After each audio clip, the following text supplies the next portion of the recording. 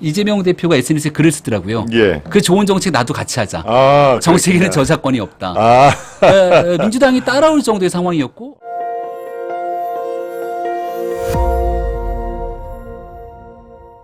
최고위원 두 분이 물러났습니다.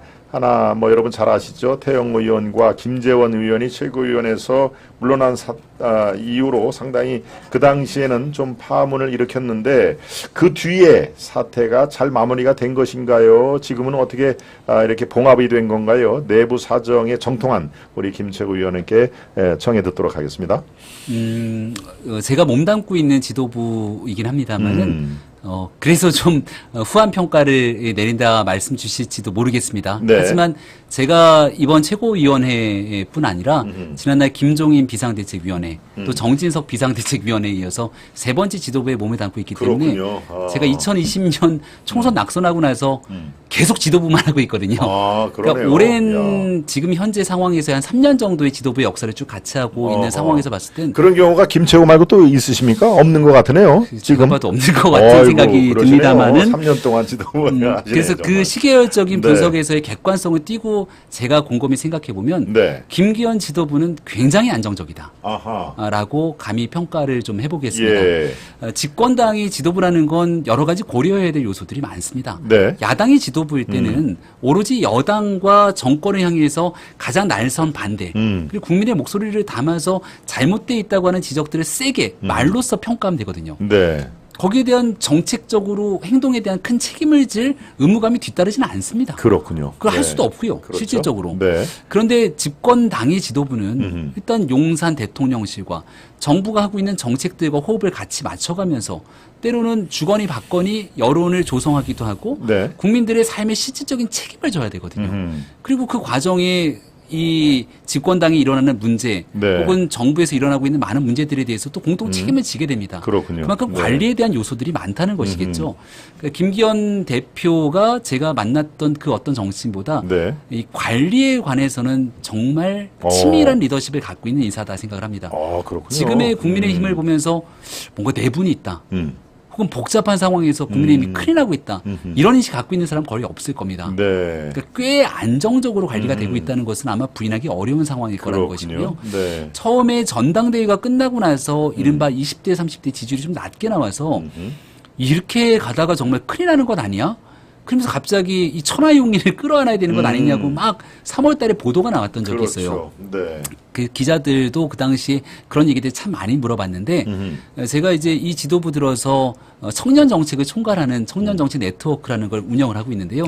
여기 위원장이 김기현 대표가 직접 위원장을 맡고 제가 부위원장을 맡고 있습니다.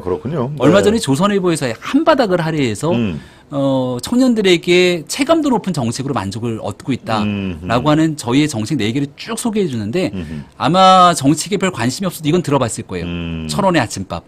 예, 들어봤습니다. 대학에서 큰 히트를 쳤던.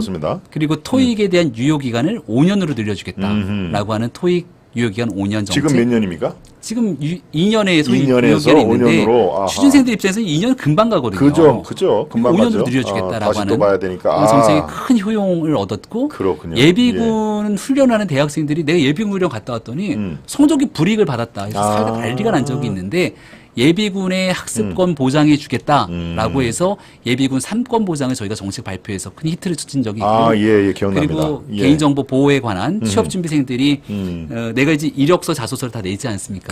근데 얼마 전에 성관위에서 무슨 일이 있었는 거 아니?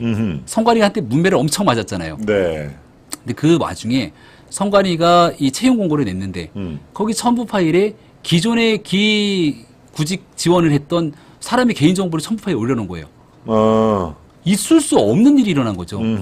그 기존에 지원했다 떨어진 사람의 개인정보를 첨부 파일에 올려놔서 대한민국 헌법기관에 그럴 수가 있는 겁니까? 그게 실수입니까? 아니면 뭐 의도가 있었습니까? 실수라고 이제 성관이 얘기를 하게 되는데 실수가 아니라 이거는 범법 위법행위고요.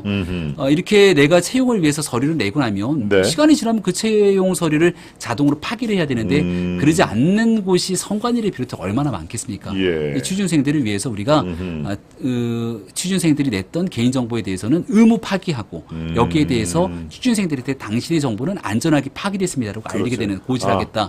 이런 정책까지 발표를 해서 이 내용들이 다 조선일보에 담아서 소개가 됐더라고요. 그러니까 이런 일들이 정책을 하나하나 하고 나니까 이재명 대표가 특히 네. 예비군 정책 발표했을 때도 마찬가지고 토익 2년에서 5년 연장하겠다고 이 정책을 막 추진하고 있으니까 이재명 대표가 SNS에 글을 쓰더라고요. 예. 그 좋은 정책 나도 같이 하자. 아, 정책에는 그렇구나. 저작권이 없다. 아, 민주당이 따라올 정도의 상황이었고 얼마 전에 이재명 대표 행보를 보면 갑자기 예비군들 얘기를 해요.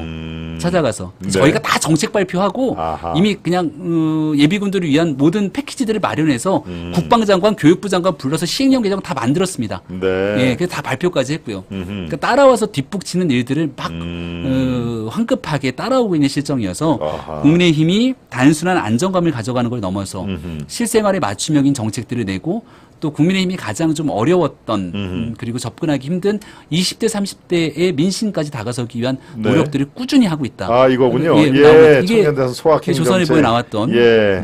선언의 아침밥 토익 유효기간 2년에서 5년으로 예비군 예. 처우 개선, 취업 중위생 개인정보 보고 정말로 예 대학생 2030들이 필요한 거군요. 토익 같은 경우는 정말 2년에 하면은 아유 또 봐야 돼, 아유 뭐 이렇게 자주 봐야 돼 하는 그런 그 아쉬움, 뭐 답답함 이런 것들이 이렇게 대놓은 것 같군요. 제가 그래서 자신 있게 네. 말씀드릴 수 있는 건 네. 상대 정당이 안면 몰수하고 쫓아온다는 건 쉬운 일이 아니거든요. 그럼요. 근데 지금 저희가 선제적으로 앞서서 집권당이기 때문에 말로만 하는 게 아니라 정책을 만들어서 시행령을 개정하고 네. 실질적인 지원을 하게 되고 하는 모든 일들을 하고 있을 때 예. 민주당이 여기서 반대했다는 큰일 나니까. 민주당은 원래 반대를 위한 반대를 많이 하는데 맞습니다. 예. 이런 일들은 반대하지 못하고 막 뒷걸음질 치면서 쫓아오게 되는 상황까지 왔으니 국민의힘이 그래도 이런 측면에서 열심히 잘하고 있다는 점들을 조금 생각해 주시면 고맙겠습니다. 예.